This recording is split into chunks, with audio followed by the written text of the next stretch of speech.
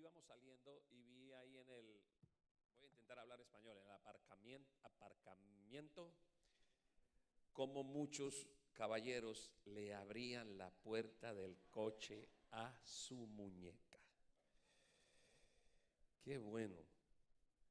Bueno, voy a tener la oportunidad de compartir con ustedes esta predicación que lleva por título Generaciones. Le doy el título por si usted algún día la quiere conseguir, ver, la pueda volver a escuchar. Y escuchando a los pastores de las diferentes iglesias y viendo el lema de nuestro congreso, Esperanza contra Esperanza, y ver el trabajo que desarrollan en sus frentes, escucho yo dos versiones, dos iglesias que vinieron acá de Barcelona, era Tenerife y Córdoba, Tenerife y Córdoba. Y mire que cuando ellos vienen a hablar, hablan de aspectos que son inherentes a la cultura de la ciudad donde están establecidos. Y aunque tienen un mismo trabajo y tienen una misma manera de operar, de todas maneras tienen que aprender cómo piensan las personas o por qué las personas son lo que son en su trasfondo cultural. En el caso, por ejemplo, aquí de Madrid, pues ustedes tienen un grande número de latinos. A ver quiénes son latinos aquí. Ok. Wow. ¿Y quiénes son españoles? A ver, los españoles. ¿Cómo así? Dos me levantaron la mano 2 veces. ¿Cómo así? Me están haciendo trampa. ¿Dónde están los latinos? Los que son de Latinoamérica. Ok. Y el resto son españoles. Ok. ¿Hay gente de Colombia? Ok. Venezuela. Que vengan mejores días para Venezuela, ¿no? Ecuador, Perú, Argentina. Son grandes, queridos, levanten la mano, denos el honor de verlos. Los chilenos, ¿hay algún chileno acá que esté sentado? Los chilenos, qué bueno. Si se me olvida otro país, Guatemala, en fin. Cuba, chico, eso para que tú sepas, caballero, que es Cuba. Y México, órale, ¿cómo estás? No te agites, que hay vidrios. Muy bien, vamos a hablar, y mira esto. Se van a dar cuenta que el contexto cultural de nosotros los latinos es diferente un poco al de los europeos, pero como hablaba yo ayer en la primera charla, nuestra esperanza no es la cultura, porque la cultura esconde muchas mentiras que son muy peligrosas, porque a veces creciste escuchando cosas que asumiste que eran verdad, pero solo son motivaciones culturales del país donde naciste, donde creciste, de la región en donde estás desarrollando tu vida, y asumiste que como tu mamá, tu papá los decían, entonces era cierto. Cuando vienes a la palabra de Dios te das cuenta que la palabra de Dios no pertenece a una cultura, no pertenece a un tiempo, no es europea, ni es asiática, ni es africana, ni latina. La palabra de Dios es universal, no tiene tiempo. No ha cambiado, no ha mutado. Lo que Dios dice que fue pecado hace miles de años y cientos de años sigue siendo pecado hoy y seguirá siendo pecado en 100 años. Le habla al colombiano, al venezolano, al europeo, al africano, al asiático, al chino. Nos habla a todos. A esta misma hora, en cualquier latitud del mundo donde sea predicada, hace que la vida de las personas sea transformada. Voy a leer en Deuteronomio capítulo número 6. Voy a leerlo en una nueva versión internacional, quizá usted tenga otra versión, pero permítame leerlo en la nueva versión internacional que dice: estos son los mandamientos, Deuteronomio 6. Estos son los mandamientos, preceptos y normas que el Señor tu Dios mandó que yo te enseñara, para que los pongas en práctica en la tierra de la que vas a tomar posesión, para que durante toda tu vida tú, tus hijos y tus nietos honren al Señor tu Dios, cumpliendo todos los preceptos y mandamientos que te doy, y para que disfrutes de larga vida. Escucha, Israel, esfuérzate en obedecer, así te irá bien y serás un pueblo muy numeroso en la tierra donde abundan la leche y la miel, tal como te lo prometió el Señor, el Dios de tus antepasados. Escucha, Israel, el Señor nuestro Dios es el único Señor. Ama al Señor tu Dios con todo tu corazón y con toda tu alma y todas tus fuerzas.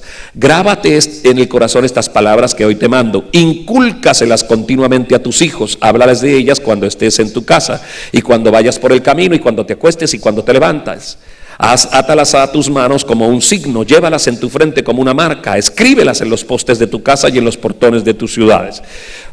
Durante todo el capítulo número 6 de Deuteronomio, Dios le habla a su pueblo, llama a Moisés y le dice: Moisés, están a punto de empezar un peregrinaje rumbo hacia la tierra prometida, donde habitarán casas que no construyeron, beberán de cisternas que no cavaron, donde fluye la leche y la miel. Pero escúchenme esto que es muy importante: dile a todos los hombres, cabeza de familia, que tienen que hablar.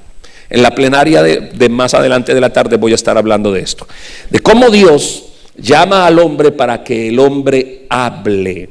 Estas palabras que yo te mando hoy se las hablarás a tu hijo, y al hijo de tu hijo, y al hijo de tu hijo de tu hijo, o sea, a tu nieto y a tu hijo. Entonces la familia judía, la familia que Dios establece, tiene esta organización: un padre que es una cabeza, que tiene la autoridad de ese hogar, que continuamente está hablando, lo que conocemos como la tradición oral. O sea, cómo pasaba de generación en generación la palabra de Dios. El padre la aprendía y el padre la hablaba al hijo y la hablaba al nieto, y así de generación en generación ellos han venido hablando. Usted ve que, por ejemplo, los judíos tienen una muy buena costumbre, que todos los viernes se están cenando con su familia. Se sientan en la cena del Shabbat. No sé si hay algún judío o alguien que conozca muy bien las tradiciones. Se sienta en la mesa y parte el pan, toma el vino, bendice a su hijo, bendice a su hija, habla y luego proclama de memoria el acróstico a la mujer ejemplar. Proverbios capítulo número 31, versículos del 10 al 31. Se levanta y bendice a su esposa. Dice cosas como estas: mujer virtuosa, ¿quién la hallará? Su valor es más grande que el de las piedras preciosas. Y empieza a hablar bien de su esposa. Dices cosas como: mi amor, muchas mujeres han realizado proezas, pero tú las superas a todas. Los judíos son unas familias que crecen viendo cómo el papá habla bien de la mamá todo el tiempo, como nosotros. ¿Por qué le da risa? La pregunta es: ¿cómo crecen nuestras familias? Nuestros hijos, ¿cómo crecen? ¿Escuchando qué? Cuando papá se refiere a mamá, ¿qué dice? ¿Cuáles son los calificativos?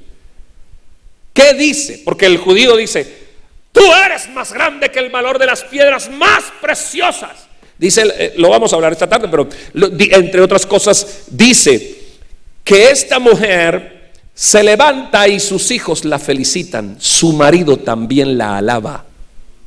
O sea que el judío establece una relación con su esposa porque él entiende este concepto, que Dios no bendice hombres que maltratan a las mujeres. Lo vamos a hablar esta tarde también, no es el tema ahorita. Pero Dios no bendice hombres que maltratan a las mujeres.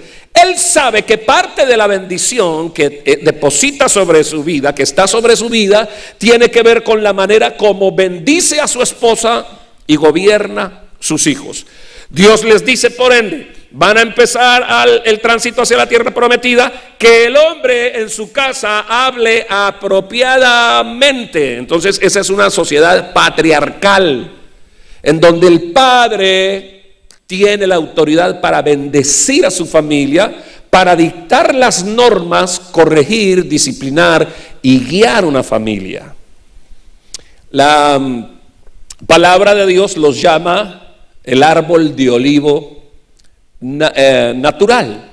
¿Cuál es este árbol de olivo natural? Es ese árbol que el sembrador salió a sembrar con una semilla que él escogió, que abrió luego el surco, que sembró el olivo, que lo cultivó, que lo cuidó, que continuamente estaba labrándolo y protegiéndolo. Este árbol crece con sentido porque es cuidado, tiene los mejores abonos, el mejor tiempo, el mejor riego.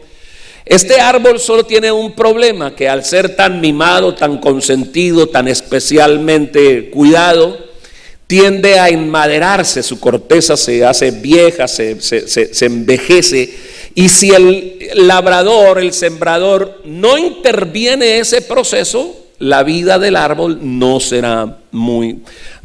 tendrá muchos años. ¿Qué hace entonces el labrador? Interviene el proceso del árbol de olivo natural, le causa heridas, le desgaja algunas ramas, le deja heridas abiertas, las desgaja y luego va y busca por el campo árboles de olivo silvestre que tienen la misma característica genética de ese árbol natural, pero que no fue sembrado por el sembrador, que simplemente nació como consecuencia del avatar del destino. Algunos pajaritos que comieron las semillas y las heces fecales depositaron semillas en diferentes lugares, pero esos lugares no son el lugar de la siembra del sembrador, no, son lugares silvestres, agrestes, son selvas, y allí de pronto él consigue un árbol de olivo silvestre y desgaja algunas ramas de ese árbol y las trae hasta el árbol de olivo natural y las injerta en las heridas que él mismo ha abierto. Al sentirse el árbol de olivo natural que ha sido invadido, que ha sido lacerado su cuerpo y que hay nuevas ramas, él revitaliza todo su proceso y empieza a enviar savia a esas nuevas ramas que están injertadas, y así va creciendo y continuamente, cada tanto va renovando su proceso. Por eso usted puede ir a Tierra Santa y encuentra inclusive árboles mileniales que duran miles de años mediante este proceso. Voy a darle asidero bíblico a lo que yo les estoy diciendo, porque no vine a hablar de agronomía, vine a hablar la palabra de Dios, ¿ok? Entonces, por favor, acompáñeme a Romanos capítulo número 11, voy a leer desde el versículo 13 hasta el versículo 21. Romanos número 11, capítulo número 11, versículo número 13. Ustedes que son tan estudiosos de la palabra saben que cuando estamos hablando del árbol de olivo natural, estamos hablando ¿de quién? Del pueblo judío. Y cuando hablamos del árbol de olivo silvestre, estamos hablando ¿de quién? De todos los otros pueblos de la tierra que no son judíos. Miremoslo bíblicamente, dice Pablo. Pablo, que es el apóstol a nosotros, el apóstol a los gentiles. Y dice él: me dirijo ahora a ustedes los gentiles, como apóstol que soy de ustedes, le hago honor a mi ministerio, pues quisiera ver si de algún modo despierto los celos de mi propio pueblo, para así salvar a algunos de ellos. Pues si el haberlos rechazado dio como resultado la reconciliación entre Dios y el mundo, ¿no será su restitución una vuelta a la vida? Si se consagra la parte de la masa que se ofrece como primicias, también se consagra toda la masa. Si la raíz es santa, también lo son ¿qué? Las ramas. Ahora bien, es verdad que algunas de las ramas han sido desgajadas, y que tú, siendo olivo silvestre, nos está hablando a nosotros, siendo olivo silvestre, has sido injertado entre las otras ramas. Ahora participas de la savia nutritiva de la raíz del olivo. Sin embargo, no te vayas a creer mejor que las ramas originales. Y si te jactas de ello, ten en cuenta que no eres tú quien nutre la raíz, sino que es la raíz la que te nutre a ti. Tal vez dirás: desgajaron unas ramas para que yo fuera injertado. De acuerdo, pero ellas fueron desgajadas por su falta de fe, y tú por la fe te mantienes firme. Así que no seas arrogante, sino temeroso, porque si Dios no tuvo miramientos con las ramas originales, tampoco lo tendrá contigo.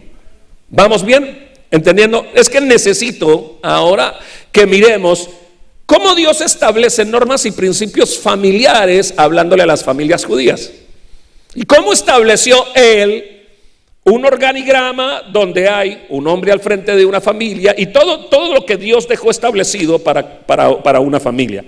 Pero si eso lo hacemos ahora y lo comparamos con la cultura de nuestros pueblos, nos damos cuenta que hay algo que cambió definitivamente, que Dios está hablando un lenguaje de familia, pero las culturas adoptan un nuevo modelo de familia. ¿Por qué las familias adoptan o adaptan un modelo de familia? Primero, por desconocimiento de la palabra de Dios. Segundo, porque nadie puede desconocer la historia de las culturas. Esta es una iglesia multicultural y seguro que los pastores cuando van a trabajar con personas necesitan entender un poco la cultura de la gente que se sienta ahí a recibir el evangelio. No todos van a responder de la misma manera cuando se predica Jesús, porque vienen afectados de sus propias culturas. Entonces tenemos una sociedad patriarcal, pero cuando nosotros vamos, en el caso de Latinoamérica, no voy a tocar España, pero ustedes saben cómo es España. Pero vamos a Latinoamérica. En Latinoamérica no es una ciudad, no es una la gente latina no tienen una familia patriarcal, tienen una familia matriarcal. Es la mamá la que define todas las cosas. Los niños son moldeados por el carácter de la mamá. Un niño nace, las mujeres lo rodean. Es entregado inmediatamente a las mujeres. Nosotros aprendimos a vestirnos por la mamá. Cuando teníamos preguntas, vamos donde la mamá. Yo fui pastor de jóvenes, soy pastor de familias. Siempre que le pregunto a los jóvenes y les digo, cuando tienes un problema, ¿a quién buscas? El 100% de los encuestados dice, mi mamá. Porque ellos saben que si van donde el papá a hacer cualquier clase de pregunta, una necesidad que tienen, el mismo papá responde, dile a tu mamá que ella se encarga de eso. Por eso las mamás dicen, pídele a tu papá que también tienes papá. Por eso los muchachos hoy en día, el modelo que tienen es femenino. Usted ve muchachos que su ropa es un poquito tendenciosa al modelo femenino, los aretes, el cabello largo, y usted los escucha que muchos de ellos dicen, yo quiero ser tan macho como mi mamá. Señores, no existimos. El problema de nuestras sociedades es que el hombre no existe. En Colombia decimos, madre solo hay una, papá puede ser cualquier desventurado. Pero la cucha, ya decimos la cocha, la mamá. Mire usted el Día de la Madre. Desde diciembre están fregando con el Día de la Madre. En diciembre lleva a tu mamá, porque qué linda mamá, cómprale el mejor regalo a tu mamá. Gracias, mamá. Enero, lleva a tu mamá a pasear a Cartagena, porque qué linda que es mamá. Gracias, mamá. En febrero entras a estudiar y mamá te arregla los útiles. Gracias, mamá. En marzo, Semana Santa con mamá, lleva a mamá. Llega mayo y uno ya quiere ser huérfano. Se lo han nombrado tanto que uno dice, ya, por favor. Salga ese día y busque una mesa en un restaurante. No la encuentras porque tienes que haber hecho una reserva por lo menos un mes antes. Y si consigues una mesa, come rápido, fuera, siguiente. O sea, todos los restaurantes están llenos, todo el comercio es mamá. Está bien, ok, lo aceptamos. Porque el mes siguiente, en junio,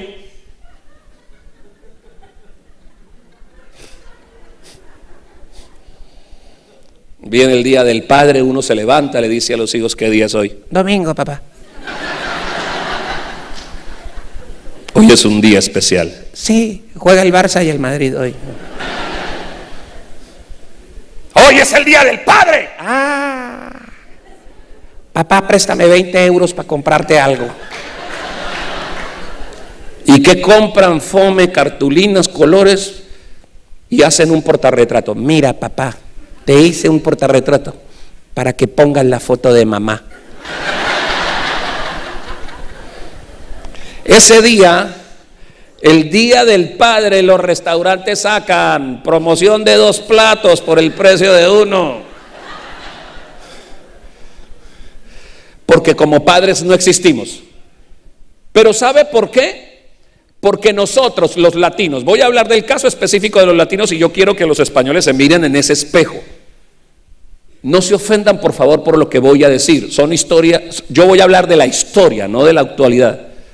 ¿Por qué en Latinoamérica somos mamá? Es una sociedad matriarcal. Nosotros viajamos por cualquier pueblo de nuestros países, y al llegar lo primero que encontramos es una virgen de 2 metros que dicen, ella es nuestra mamá. La mujer levantada para ser adorada. Ella es la mamá de Dios, ella es la mamá de nosotros. Es la señora de esta región.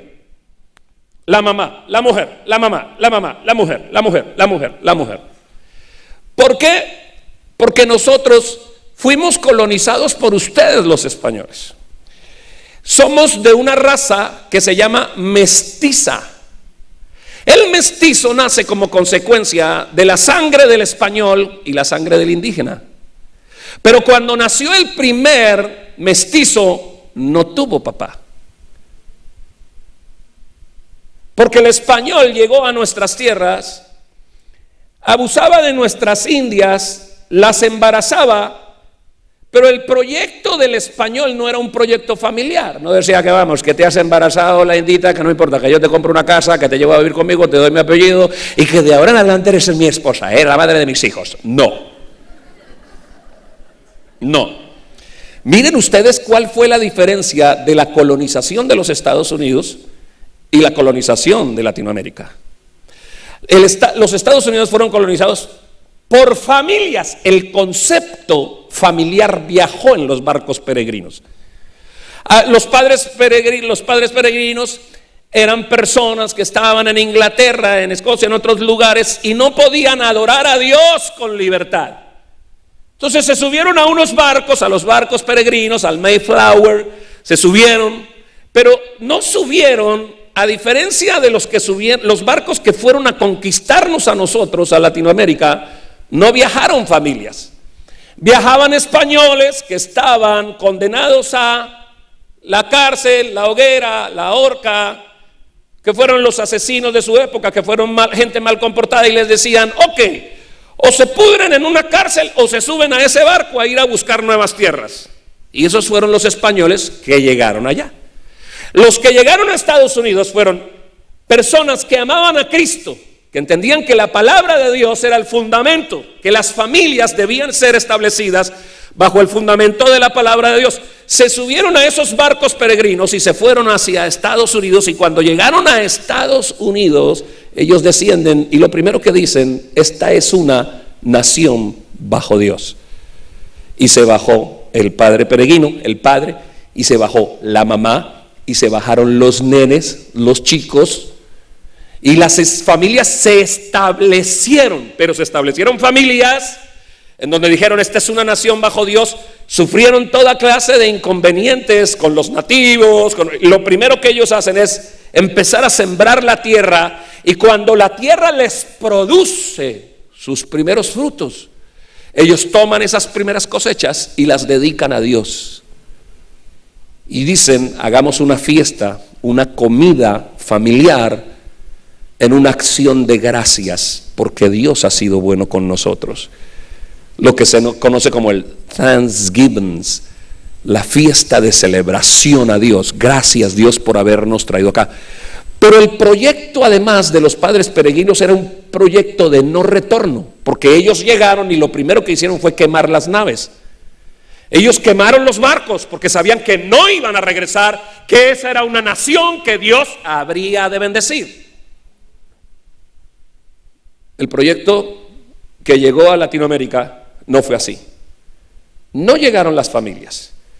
Entonces, el día que nació el primer mestizo, el primero de mi raza, el primero de la raza de todos los latinos que están acá, mestizos, mezcla de sangre española con sangre indígena, ese primero no tuvo un padre. No tuvo un padre. No nació y vio un padre, y no tenía un padre que le hablara, que lo educara, que lo levantara, que lo defendiera. Nuestras madres latinas, y esto lo contaba ayer en mi experiencia dura de cómo fui un niño maltratado, nuestras madres latinas siempre han sido, esto ha cambiado mucho, pero la manera como fuimos educados nosotros fue una manera a golpes, a maltrato físico. En nuestros países se decían frases como, la letra con sangre entra. Golpéalo, que si lo golpeas, él va a aprender. Y fuimos violentos. ¿Por qué? Porque la primera madre de un mestizo aborreció el fruto de su vientre. Detestó el fruto de su vientre porque ese niño que tenía ahí era producto de una violación. Y cuando ese niño nacía con las características morfológicas de quien la violó. Y las primeras madres de mestizos entonces detestaron el fruto de su vientre y adoptaron toda esta clase de violencia para poder formar y fomentar una familia. Las primeras familias mestizas no tuvieron padre. De ahí en adelante, muchas familias y muchos de los pensamientos y del proceder de las familias latinas es no tener padre. El hombre perdió la capacidad de ser hombre, y yo pienso que parte de lo que tiene que hacer una iglesia es devolverle al hombre la hombría que Dios dice que debe tener. No sacada de la cultura, no, sacada de la palabra. Esta tarde también lo vamos a hablar. ¿De qué dice la palabra de lo que significa ser hombre? Cuando uno analiza el proceso educativo de nuestros países, apenas está empezando a dar sus primeros buenos fundamentos, porque hemos sido naciones tercermundistas. Usted, por ejemplo, en el caso de Colombia, voy a hablar solo Colombia, porque creo tener el derecho como colombiano de hablar de Colombia. Nosotros en tantos años de historia, siendo 47 millones de colombianos, escasamente tenemos 2 premios Nobel. Los judíos son menos de 14 millones de personas en el mundo. En Estados Unidos son el 0,02% de la población de Estados Unidos. Sin embargo, gobiernan a Estados Unidos. Sin embargo, son los que hablan al oído de la persona más poderosa que tiene este planeta. Los intentaron exterminar de muchas maneras, de muchas formas. El mundo todavía odia a Israel y sin embargo están ahí, dueños de la banca. Si usted quiere preguntarse a dónde va el rédito de todo el dinero de la banca mundial, vas a encontrar que ahí están los judíos, porque se tomaron muy en serio eso que Dios dijo: tú no pedirás prestado, sino que tú prestarás. Pero usted va a cualquier universidad prestigiosa del mundo y usted va a encontrar que los decanos de las facultades de las mejores universidades a nivel mundial son judíos. Son los dueños de todo el proceso de producción de cine. Usted los encuentra en la agronomía, son premios Nobel en agronomía, en desarrollo científico, conquista aeroespacial, siendo una minoría. Y usted dice, ¿por qué son eso? Porque son el pueblo de Dios. No, ¿por qué no vamos y miramos lo que ellos hacen? ¿Cuál es la estructura familiar? Ellos crecen con un padre que todo el tiempo está hablando, está bendiciendo a sus hijos. Un judío, también lo vamos a hablar esta tarde, no se permite educar a un hijo con dinero prestado, porque él sabe que nadie le va a robar la bendición de una responsabilidad que es absolutamente suya. Un judío le dice a su hijo: tu problema es estudiar, mi problema es pagarlo. Tú tienes un padre que responde, un hombre que habla, que soluciona, que nunca deja un interrogante en manos de la persona equivocada. Entonces, un judío te puede hablar y te puede decir: yo soy de apellido tal, de la familia tal, de la familia tal, y se puede devolver cuantas genealogías quiera, cuantas generaciones quiera, se puede devolver porque tiene muy clara su genealogía. Mira, yo soy de la tribu de la ciudad de. ¿Por qué? Me lo dijo mi papá, me lo dijo mi abuelo, el abuelo se lo dijo a mi papá. Nosotros sabemos quiénes somos y sabemos hacia dónde vamos. Yo pregunto, ¿sabemos nosotros como latinos, como españoles, todo el proceso cultural de por qué nos comportamos como nos comportamos? Muchos de los problemas de mi familia eran incomprensibles para mí. ¿Por qué pensábamos como pensábamos? Hasta que yo mismo decidí buscar hacia atrás cuántas generaciones me podía devolver para entender por qué los Ordóñez éramos así. Y no me pude devolver más allá de la 4ª generación hacia atrás. No pude. No tenemos historia. No. ¿Yo qué les puedo contar?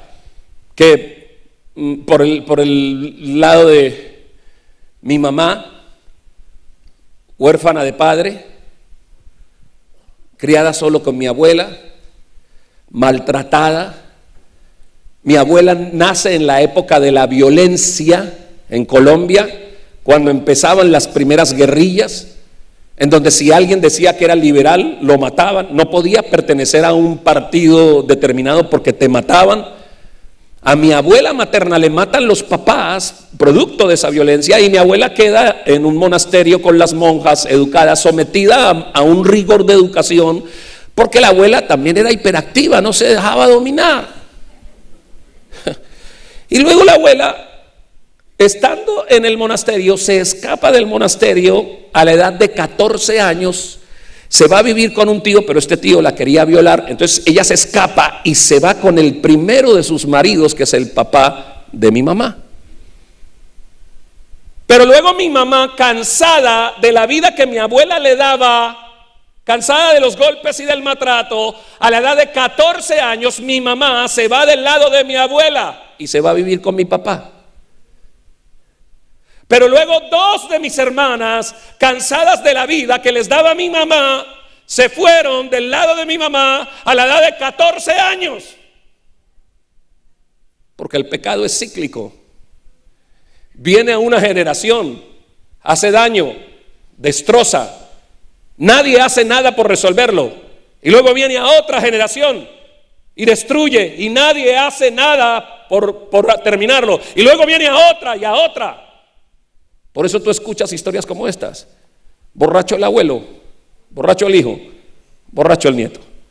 Suicidios en una generación, suicidios en otra, desórdenes sexuales en una generación, en otra generación, en otra generación. La historia se repite de generación en generación, hasta que haya alguien con suficiente criterio que conozca la verdad y la verdad lo haga libre y diga: lo siento, hasta el momento nosotros hemos sido esto, pero Cristo ha venido a nuestra familia, Cristo ha venido a esta generación para que sea rota toda cadena de maldición sobre nuestra familia.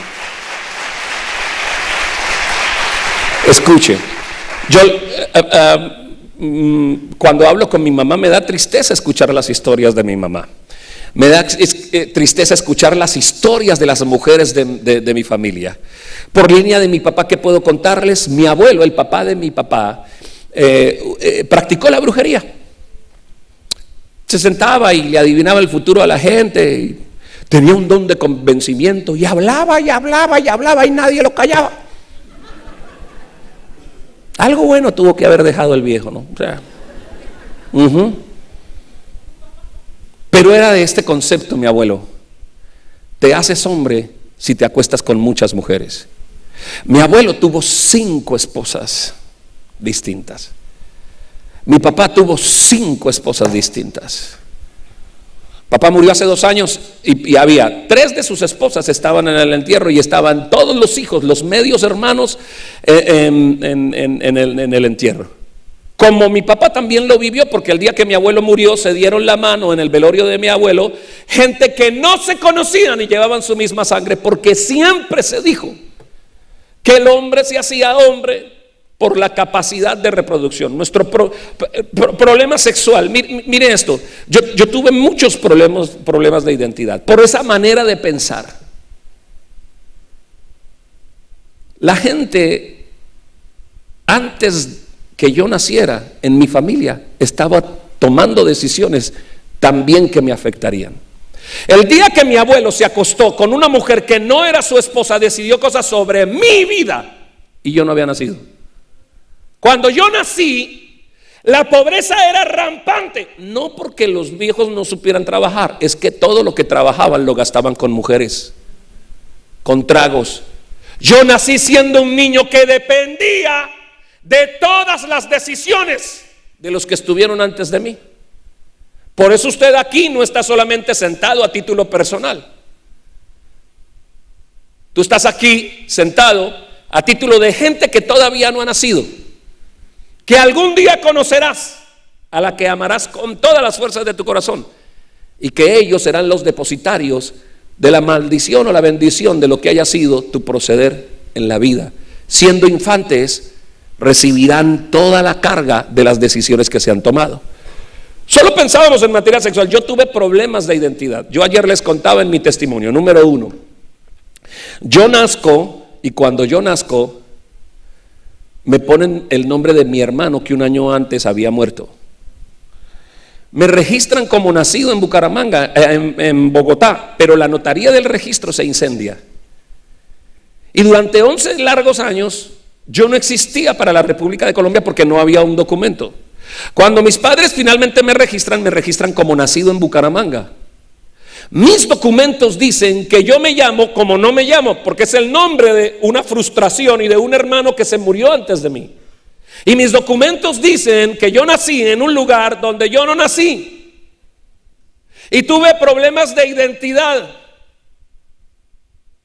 Porque yo no era bonito, porque no jugaba fútbol, porque no era popular, porque era introvertido, porque era loco, porque fui un niño maltratado, porque era hiperactivo en una familia pobre.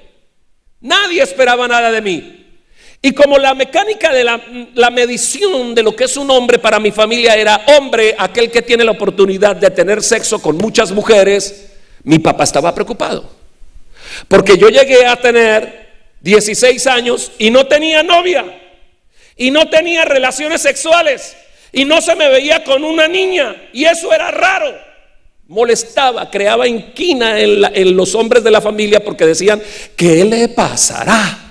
Necesitamos volverlo hombre, porque si no habías tenido sexo es que todavía no eres hombre.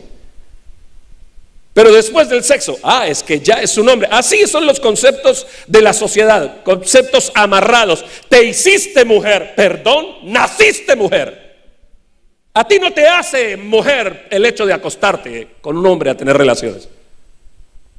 Entonces este era el concepto. Pero aparte de eso, papá decía: ¿qué le pasará? Y hablaba, y todos decían: pero él no tiene novia, qué raro. ¿Será que es raro?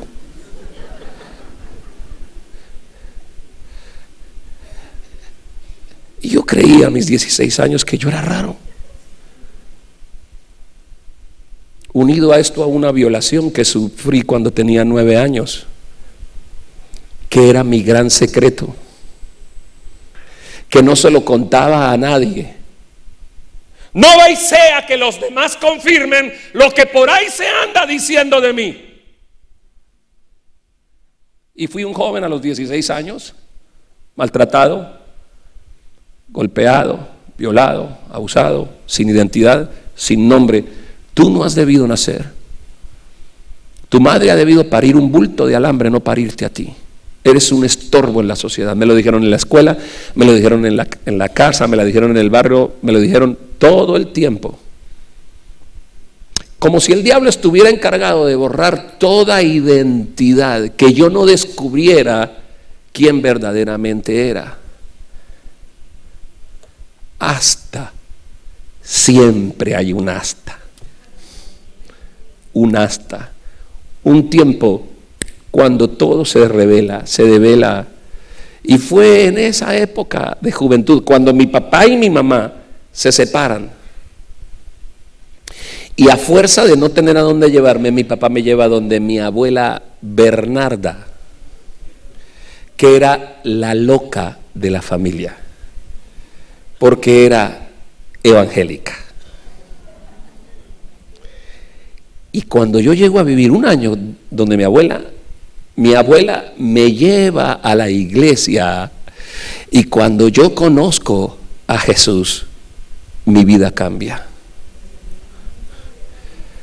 Porque dejé de escuchar lo que los demás decían de mí y empecé a disfrutar lo que Él decía de mí. Y porque cuando conoces la verdad te hace libre.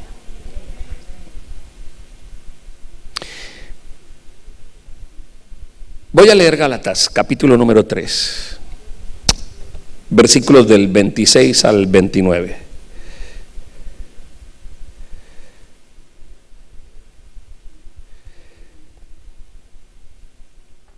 Gálatas capítulo número 3 del 26 al 29. Y con esto empiezo a terminar. ¿Viene alguien al piano, por favor? Fui un despaternalizado, alguien que no entendía la importancia de un papá, alguien que no conocía la libertad que había en la palabra de Dios y en Jesucristo, hasta que a los 16 años tomo mi decisión por Jesús. Y mire lo que dice la palabra de Dios. Gálatas 3:26, todos ustedes son hijos de Dios mediante la fe en Cristo Jesús. ¿Quiénes? Todos. Porque todos los que han sido bautizados en Cristo se han revestido de Cristo. Y mire lo que dice, ya no hay judío, ni griego, esclavo ni libre, hombre ni mujer, sino que ¿quiénes? Todos ustedes son uno solo en Cristo Jesús. Y si ustedes pertenecen a Cristo, son la descendencia de Abraham y herederos según la promesa. ¿Qué dice la palabra de Dios? Ya no existen los colombianos, ni los españoles, ni los chilenos, ni los argentinos, ni los europeos, ni los asiáticos, ni los africanos, sino que ¿quiénes?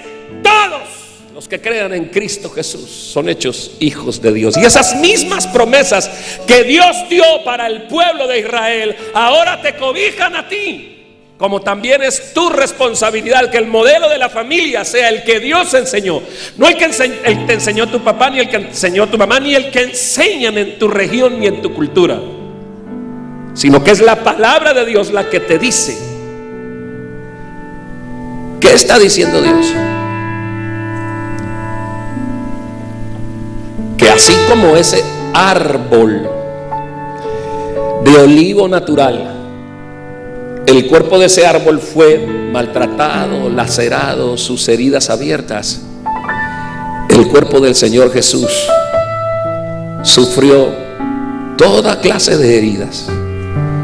Y cuando estaban abiertas y expuestas, el sembrador salió a buscarte a ti, ramita de olivo silvestre, y te encontró a ti, y a ti, y a ti, y a ti, y a ti, y a ti, y te tomó.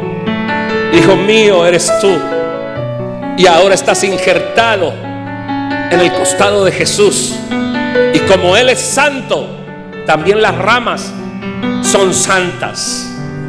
Y Él ha hecho de ti una nueva generación, una nueva familia, para que a partir de ti, cuando Cristo esté en el corazón de tus hijos, de tus nietos, de tu familia, todas las cosas sean distintas y digas: todas las cosas viejas pasaron, todo lo que mis abuelos hicieron, todo de donde yo vengo, de lo que se practicó antes, hay un nuevo empezado. He sido injertado como rama silvestre. ¿Tú has entendido la trascendencia de lo que significa ser cristiano en una familia?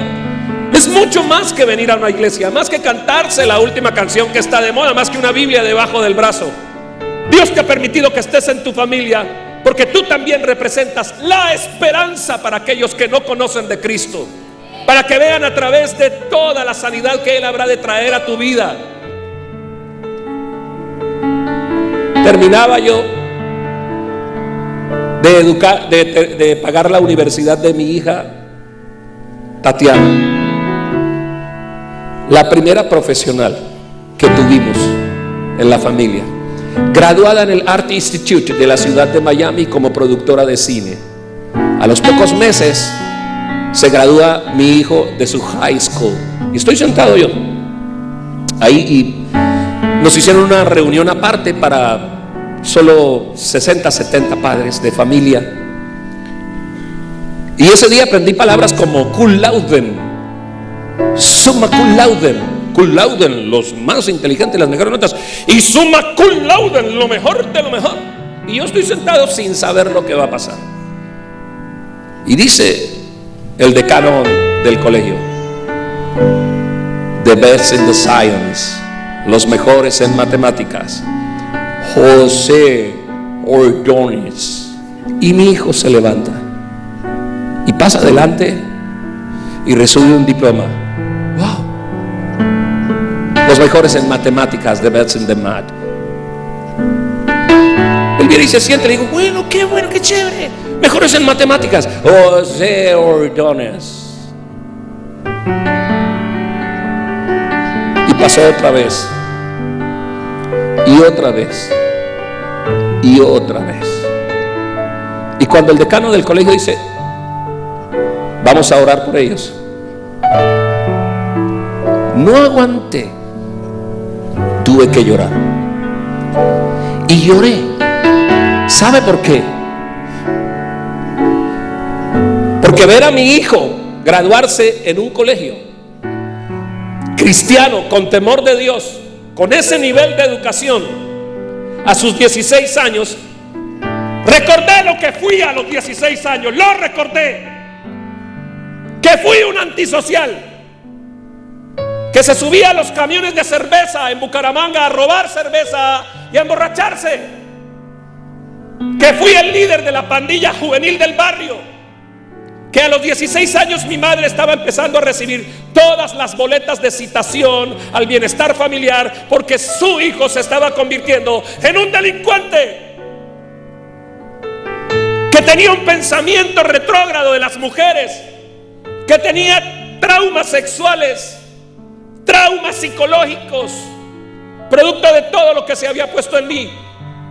Y comparé mis 16 años con esos 16 años que yo tenía adelante. Y cuando vi a mi hijo ahí, vi la gloria de Dios, vi la gracia de Dios. ¿Sabes qué significa la gracia de Dios? Que nada de lo que es ese muchacho pude haberlo hecho yo. Yo no puse absolutamente nada. La gracia de Dios. Escúchame cómo educamos los hijos, los cristianos. Hacemos todo el esfuerzo y nunca nuestro esfuerzo será suficiente.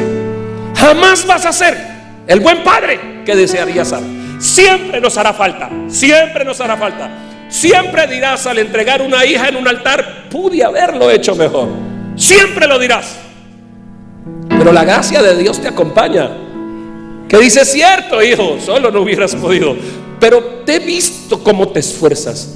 He visto tus madrugadas, he escuchado tu oración.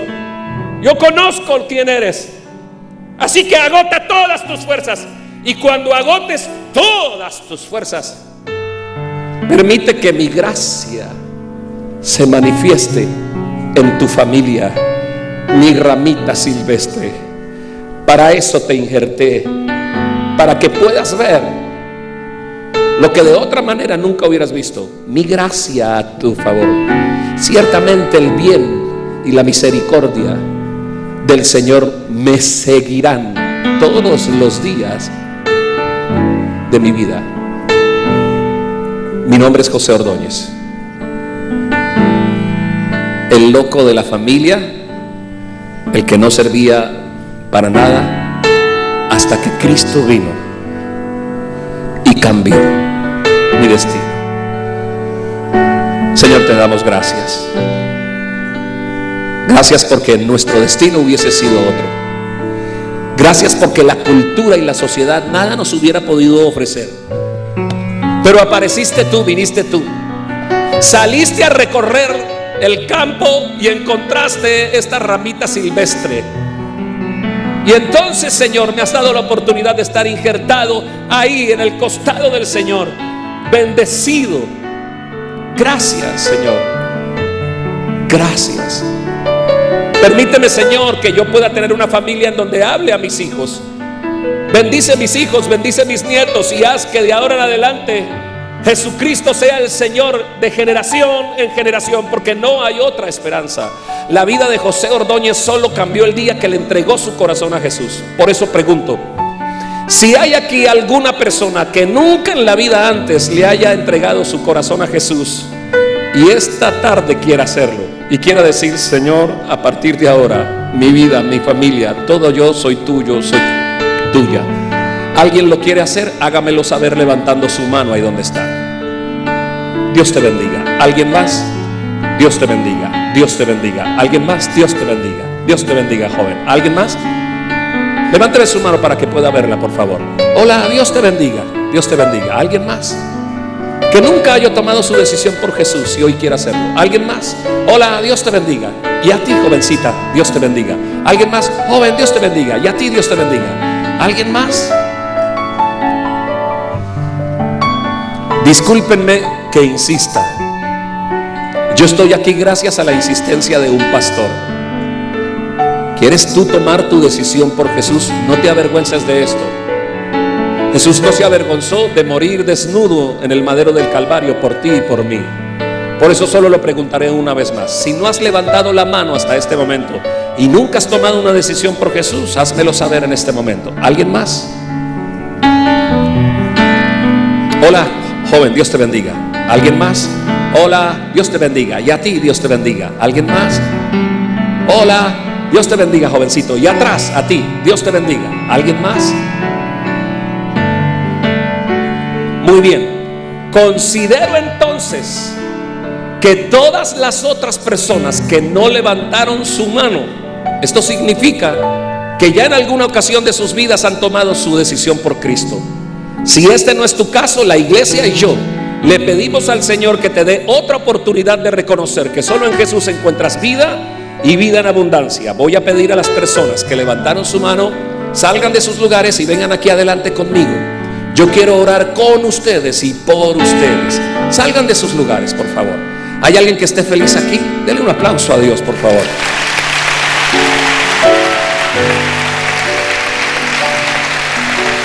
Vamos. Todos los que levantaron su mano, vengan aquí adelante.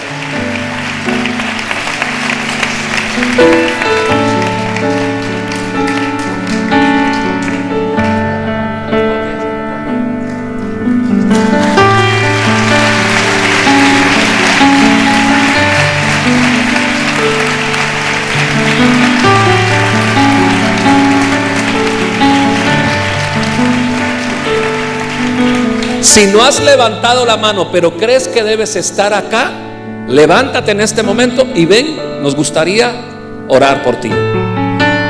Si crees que debes estar aquí adelante, ven en este momento. Dios te bendiga, mi hermano. Muy bien.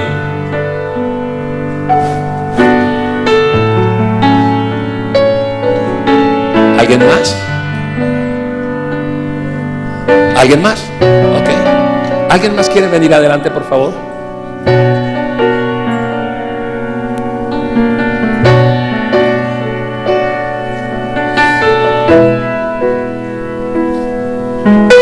¿Alguien más quiere venir aquí adelante?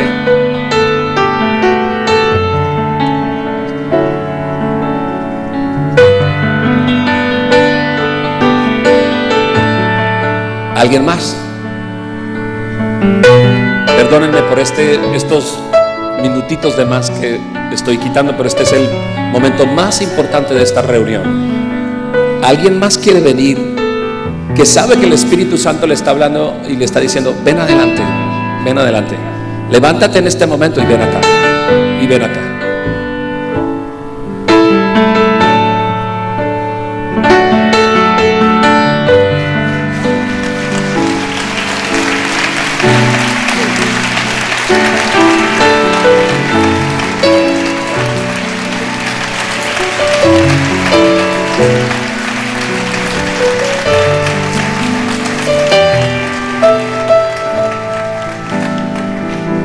Muy bien. Ustedes que están aquí adelante, yo les voy a guiar en una oración. La iglesia nos va a acompañar en esta oración, ¿verdad? Si quiere inclinar su rostro, inclínelo.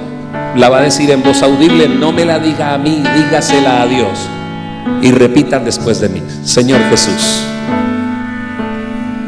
en este día, al venir adelante, traje conmigo mi vida para pedirte que me perdones por todos mis pecados, por todas mis equivocaciones, por todos mis errores.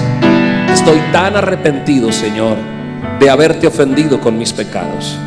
Pero ahora quiero hacer esta confesión, que entiendo que he pecado contra ti, pero que tú, querido Jesús, subiste a la cruz y entregaste tu vida por cada uno de ellos.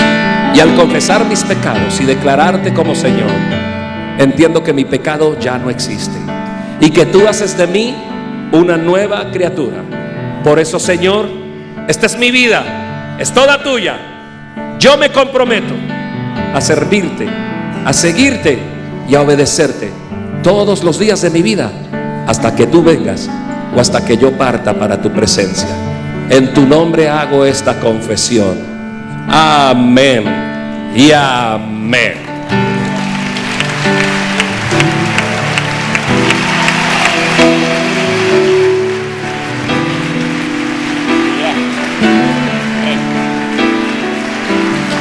Tu fidelidad es grande.